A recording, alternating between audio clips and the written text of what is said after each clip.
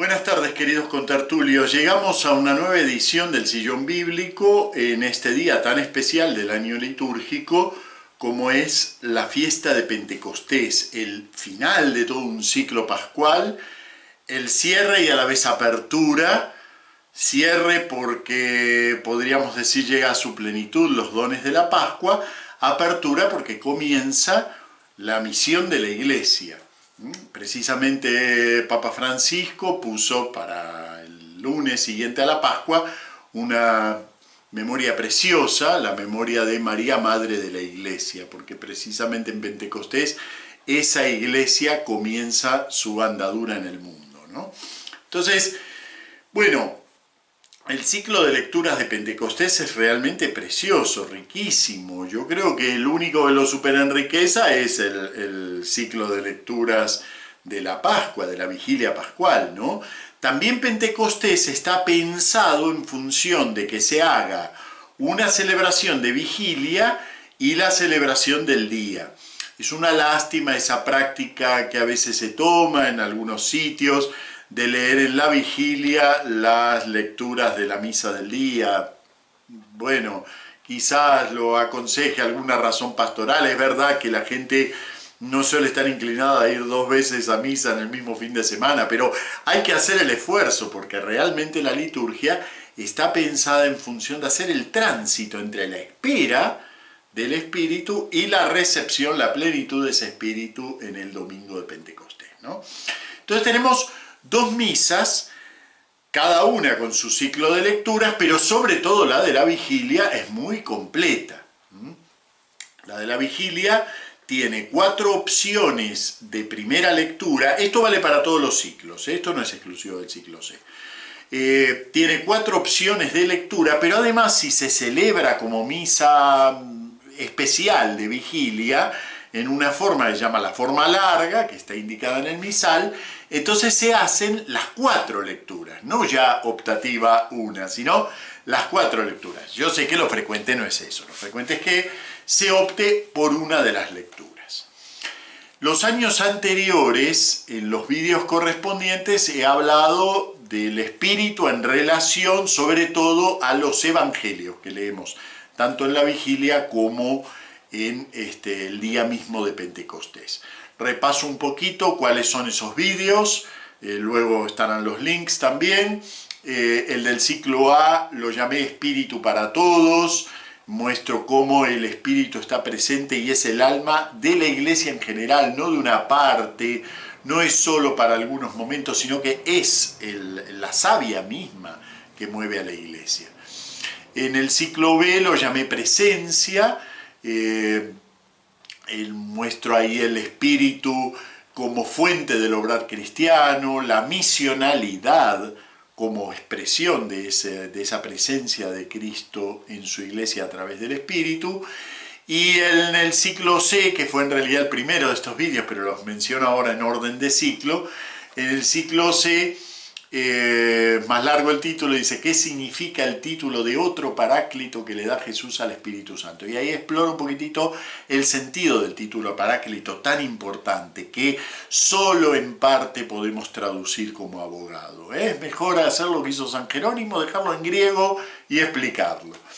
Bueno, muy bien. Con tanto hecho, con tanto trabajo hecho sobre esta cuestión del Espíritu y los Evangelios, ¿de qué vamos a hablar hoy? Bueno, precisamente yo creo que el tener todo ese suelo ya de trabajo hecho nos permite explorar una de las lecturas del Antiguo Testamento que leemos en la vigilia, la que más tradicionalmente se asocia a Pentecostés, que es la lectura de Génesis 11, 1 al 9, es decir, el relato de la Torre de Babel. Vamos a verlo en 2 aspectos.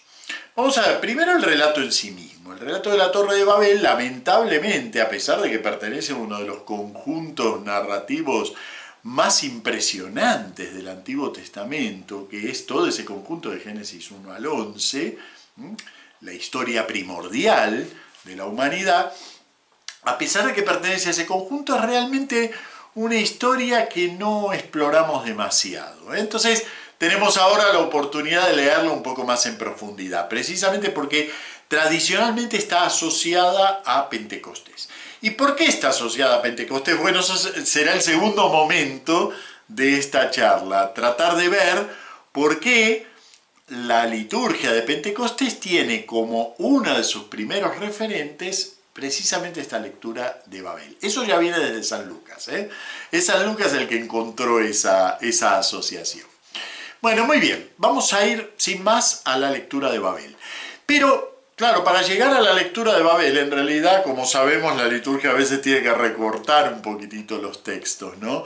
Entonces, para poder entender realmente el relato de Babel, lo tenemos que meter en el contexto de esa gran historia primordial que son los capítulos 1 al 11.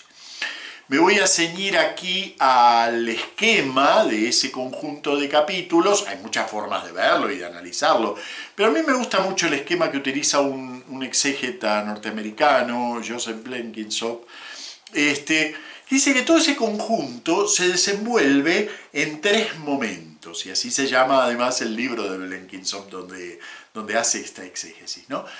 El momento de la creación, Génesis 1, Génesis 2, Génesis 3, ¿no? El momento de la descreación, es decir, lo que llamamos el relato del diluvio, no es un acontecimiento desconectado, no, forma parte del ritmo de la creación que de repente esa creación hace agua, realmente hace agua, se hunde, descreación. Y luego la recreación pero sobre bases nuevas. El relato de la Torre de Babel, junto con el capítulo 10, bueno, y partes del capítulo 8 y 9, ¿no? Pero el capítulo 10 está muy asociado al 11, al de la Torre de Babel. Forma parte de ese tercer momento, la recreación sobre nuevas bases de toda la humanidad. Entonces, ¿qué hace el relato? En realidad no son historias así sueltas, no. Todo este conjunto de Génesis 1 al 11 lleva un ritmo propio, por eso me gusta tanto este sonsonete de creación, descreación, recreación.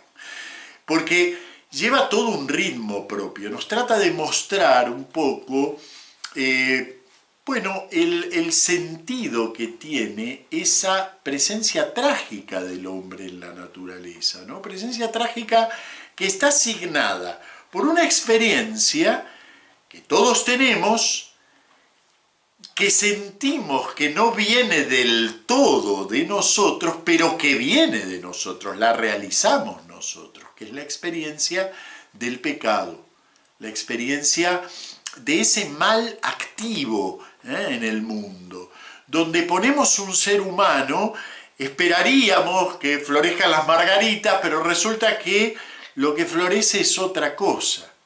Y eso está muy bien expresado en el capítulo 10. Miren, el capítulo 10 casi no se lee, es el mapa de pueblos de la humanidad, es bellísimo, pero prácticamente no se lee, porque claro, es una danza de nombres. Si nos ocupamos de contar esos nombres, resulta que son 70 pueblos, es decir, toda la humanidad forma un conjunto muy simbólicamente expresado en 3 ramas, y esos 70 pueblos en 3 ramas nos muestran algo muy valioso y hasta les diría muy original, porque uno esperaría que el pueblo judío, que tenía tanta conciencia de sí mismo y que amaba su relación con su Dios y todo lo demás valía muy poquito, sin embargo expresa en ese capítulo que incluso los antepasados de ese pueblo escogido por Dios forman parte de una humanidad que es una humanidad que no puede escindirse. Nosotros continuamente estamos tratando de separar fragmentos de la humanidad. Estos valen más, estos valen menos. Aunque no lo digamos así, claro, queda mal. Pero tratamos como de separar. Bueno, este capítulo nos dice, ojo, la humanidad es fundamentalmente una. Y sólo así es verdaderamente humanidad. Pero en el seno de esa humanidad aparece un elemento que es difícil de explicar, que es el elemento de la violencia humana, ¿no? Y entonces, en el capítulo 10, versículo 8, va a decir algo muy interesante. Dice, es una genealogía el capítulo 10, un conjunto de genealogías donde van naciendo personas y pueblos, así que no es lindo desde el punto de vista narrativo, pero es bello, Es bello por la armonía que muestra de esa humanidad. Pero en el centro, versículos 8, 9 y 10 dice: Cus engendró a Nemrod. Nemrod fue el primero que se hizo prepotente en la tierra. Fue un bravo cazador delante de Yahvé, por lo cual se suele decir bravo cazador delante de Yahvé como Nemrod. Aquí cita un proverbio que sería tradicional en su momento. Los comienzos de su reino fueron Babel, Erec y Akkad, ciudades todas ellas en la tierra de Senar. Y ahora sigue con el mapa de pueblos, pero ya plantó lo que es el drama de la humanidad. Resulta que cuando ponemos al hombre, en vez de nacer margaritas alrededor, nace prepotencia, violencia. Y precisamente ese es uno de los mensajes que nos deja este ciclo de narraciones del Génesis. Que a pesar de que el proyecto de Dios para la humanidad es una humanidad una, es una humanidad fraterna, Caín y Abel, es una humanidad en el amor conyugal, Adán y Eva, es una humanidad en armonía entre el cielo y la tierra, la generación antediluviana. Sin embargo, donde aparece el hombre, algo lo lleva a esa violencia, esa prepotencia, que tiene su origen en él mismo. Por eso, a lo largo de esos capítulos, los responsables de esa violencia, Lamec, Caín, bueno, primero, ¿no? Caín, Lamec, Nemrod, van a ser identificados con nombre. O sea, no es una violencia mitológica, no es un demonio malvado que los hace ser malos. No, son ellos, aquellos que tratan de ser prepotentes hacia los demás. Y esa es un poco la experiencia del hombre, por eso la llamamos una experiencia trágica. Ojalá tuviéramos un demonio atrás para echarle la culpa y decir, bueno, todo el pecado, la culpa la tiene el hombre, pero no.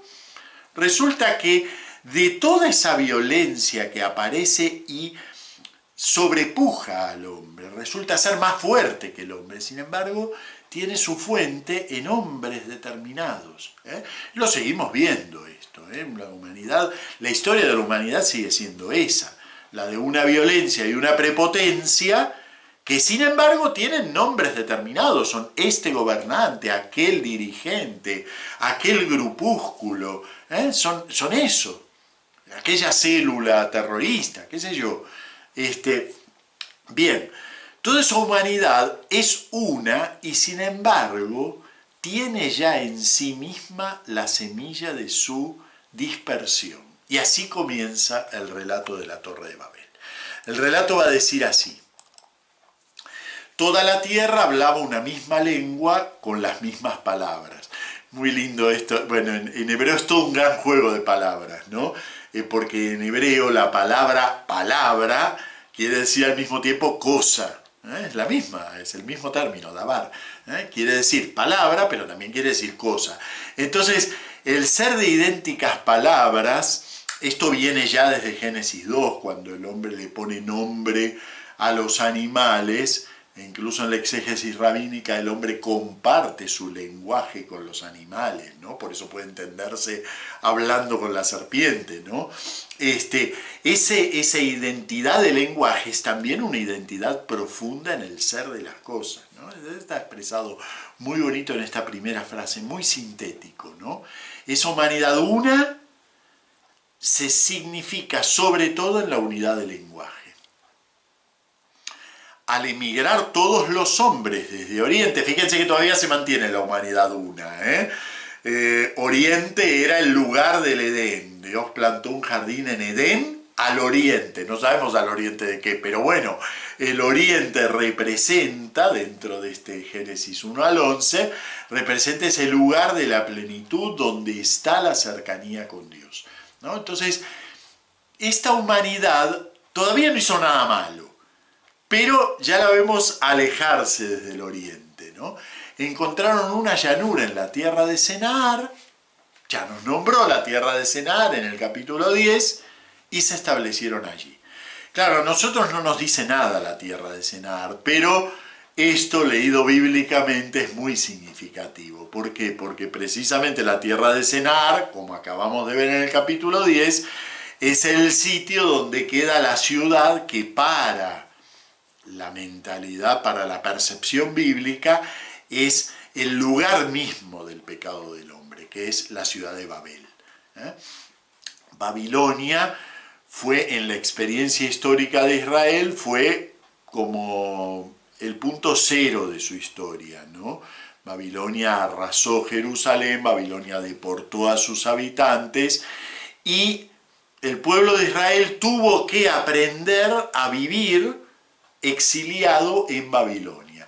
Allí vio y conoció una gran civilización, muy pujante, muy llena de sabiduría y de festivales sagrados y de sigurats, las torres estas que construían en Babilonia, semejante a lo que serían las pirámides en Egipto, pero que tenían un sentido ritual, servían no como lugares de enterramiento, sino como pedestales de templos, ¿no? Entonces los sigurats, las torres estas, claro, eran un objeto de admiración en la antigüedad. Y ya el narrador, con un poco de ironía, ¿no?, nos va presentando esta humanidad que todavía no ha hecho nada. Hasta ahora hablan todos igual, todos comparten la percepción de las cosas, un mismo lenguaje y unas mismas palabras, todos comparten la percepción de las cosas, pero ya están encontrando un lugar en el cual va a aflorar eso que en realidad llevan adentro, y que es esa violencia, esa prepotencia. Por eso nos decía que Nemrod fue el primero que se hizo prepotente, precisamente el que fundó Babel, Erech, Akkad. O sea, fíjense, ¿no?, cómo lo va presentando muy de a poco, no presenta grandes problemas, pero nos va mostrando una humanidad que tiene voluntad de romper, voluntad de dividir, voluntad de extrañarse, cuando fue emigrando desde Oriente. Se dijeron unos a otros: vamos a preparar ladrillos y a cocerlos al fuego. Y emplearon ladrillos en vez de piedras. Esto es un poco irónico, ¿no?, porque lo más lógico, lo más sólido es construir con piedra, ¿no? Entonces estos que se creen tan súper van a construir pero con ladrillo, que es mucho más débil, ¿no? Así que bueno, tiene algo de ironía esto. Emplearon ladrillos en vez de piedra y alquitrán en vez de argamasa. Después dijeron: vamos a construir una ciudad y una torre que alcance al cielo, para hacernos un nombre. Este es el centro de este relato, que es de caída, como el de Adán y Eva, como el de Caín y Abel, pero es un relato de caída que va a terminar muy trágicamente, ¿no? Lo central es que ellos quieren hacerse un nombre. Ustedes recuerdan que el nombre es precisamente aquello que Dios les va dando a los hombres, ¿no? Les pone un nombre, y en ese nombre va llevado un destino, una tarea, pero ellos se quieren dar un nombre. El nombre aquí significa simplemente adquirir fama. No sea que nos dispersemos por la superficie de la tierra. El Señor bajó a ver la ciudad y la torre que estaban construyendo los hombres. Este es el centro de la narración, exactamente su mitad geográfica. El Señor bajó a ver la torre y la ciudad que estaban construyendo los hombres. Así que ellos están tratando de llegar por sus propias fuerzas al cielo, y el Señor baja desde el cielo a ver, y se encuentran ahí, ¿no?, en ese punto. Y ahora una frase que a nosotros nos puede resultar de lo más extraña. Dice: el Señor dijo: puesto que son un solo pueblo con una sola lengua, y esto no es más que el comienzo de su actividad, ahora nada de lo que decidan hacer les resultará imposible. Bajemos pues y confundamos allí su lengua, de modo que ninguno entienda la lengua del prójimo. Suena un poco cruel, ¿no? Es decir, mira, visto descarnadamente diríamos: qué envidioso Dios, ¿no? Porque en definitiva baja y, como ve que están haciendo bien la cosa, dice: vamos a dispersarlos, así no siguen haciéndola bien. Pero ya lo de Nemrod nos advirtió que en realidad el proyecto de concentrarlo todo en esa Babel es un proyecto de prepotencia. Fue el primero que se hizo prepotente entre los hombres, ¿no?, fundando precisamente una ciudad. Entonces, lo que Dios ve y penetra en las intenciones del hombre es que aquello que el hombre construye a partir de ese aparente proyecto de buscar simplemente un poquito de fama, en realidad es un proyecto de prepotencia. Vale más cortarlo y que las consecuencias no sean tan nefastas que dejarlo avanzar. El Señor los dispersó de allí por la superficie de la tierra y cesaron de construir la ciudad. Por eso se llama Babel. Es una ironía, ¿eh? Es decir, Babel, la gran ciudad, el gran imperio, que dominaba sobre los demás imperios, en realidad es el lugar de la confusión. La etimología no es lingüísticamente muy correcta, pero eso es lo que dice el texto, está tomado irónicamente, ¿no? Por eso se llama Babel, porque allí confundió el Señor la lengua de toda la tierra y desde allí los dispersó el Señor por la superficie de la tierra. Termina trágicamente, en realidad este es el final de Génesis 1 al 11. Luego de esto viene una genealogía y esa genealogía contiene la semilla de la salvación, que es Abraham. Nos dice muy al pasar que Abraham se casa y tiene una mujer que es estéril, y entonces, bueno, migran desde donde están. En la Biblia todo el mundo se la pasa migrando, ¿no? Entonces migra desde donde están, y bueno, y ya conocemos la historia. Dios lo llama a Abraham y le da no solo un nuevo nombre, sino también una nueva destinación, ¿no? Pero esa es una iniciativa de Dios. En realidad, esta humanidad que pretendía tener fuerza desde sí misma, no puede construir desde sí misma. Y no puede construir precisamente porque no puede entenderse. El sentido de este relato de la Torre de Babel es, como les digo, profundamente trágico. Nos muestra que no hay en el hombre mismo, en sí mismo, la fuerza para salir de su caída, de su estado trágico. No contiene en sí un principio de salvación. Ese principio de salvación solo le puede venir a partir de un llamado y de un nuevo nombre que Dios le va a ir dando. El salmo asociado a este relato, en la noche de la vigilia de Pentecostés, es muy bonito y muy expresivo de eso, ¿no? Dichoso el pueblo que Dios escogió como heredad. El Señor destruye los planes de las naciones. Dichosa la nación cuyo Dios es el Señor, el pueblo que Él se escogió como heredad. Es un poco como lo contrario, ¿no?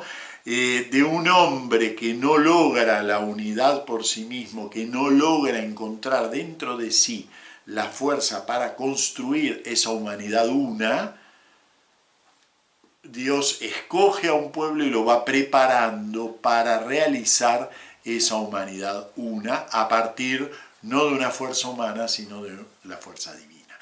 Y allí tenemos la razón de por qué leemos esto en Pentecostés.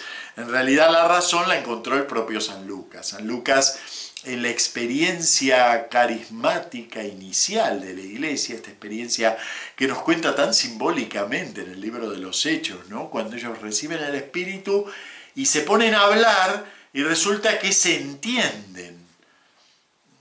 No dice que hablen todos la misma lengua, sino que todos se entienden.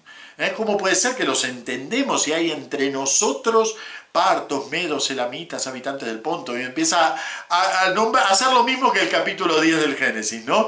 Nos nombra un mapa de pueblos, incluso leído así, de derecha a izquierda, nos nombra un mapa de pueblos de la época como para mostrarnos que en la recepción del Espíritu se produce eso que los hombres de la generación de Babel no consiguieron, que es encontrar dentro suyo la fuerza para reorganizar una humanidad una.